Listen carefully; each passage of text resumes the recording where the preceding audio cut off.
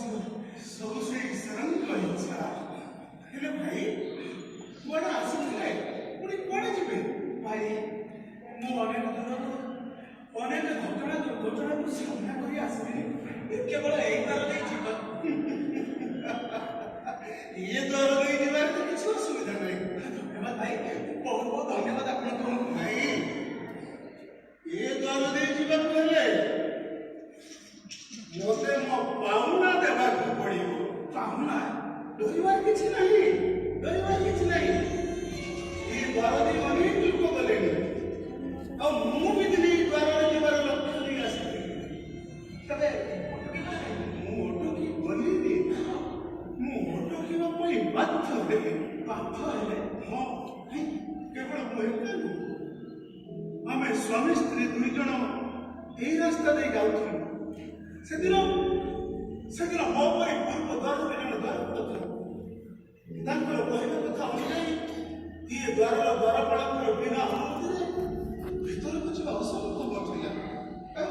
ଆଉ ସେଇଥିପାଇଁ ସେଦିନ ପୂର୍ବ ଦ୍ୱାରରେ ମୋ ସ୍ତ୍ରୀକୁ ଛାଡ଼ି ଦେଇ ପୂର୍ବ ଦ୍ୱାରର ଦ୍ୱାରପାଳ ମୁଁ ଆସିଲି ଏଇ ସ୍ଥାନକୁ।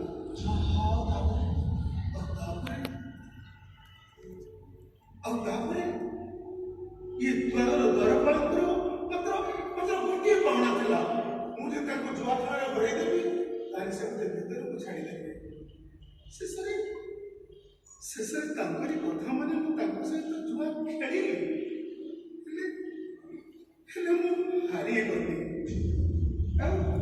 ଆଉ ପୂର୍ବ ସର୍ତ୍ତ ଅନୁଯାୟୀ ସେମାନେ ଦୁଇ ଜଣ ଏଇ ରାସ୍ତା ଦେଇ ଭିତରକୁ ଚାଲିଗଲେ। ସେଇ ଦିନଠାରୁ ଆମେ ଦୁଇ ଜଣ ଦୁଇ ଦ୍ୱାରରେ ରହିଯାଇଛୁ।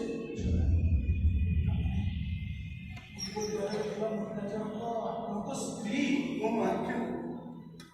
ଅନେକ ଚେଷ୍ଟା କରିବି, ମୁଁ ତାକୁ ଉଦ୍ଧାର କରିପାରିନି। ଛାଡ଼ନ୍ତୁ ସେ କଥା। ଆପଣ ଯିବେ ପରା? ହଁ ଯିବି ଯେ, ହେଲେ ଆପଣଙ୍କ ପାଉଣା? ମୋ ପାଉଣା ଆଉ କ'ଣ? ଏଇ ଥରୁଟିଏ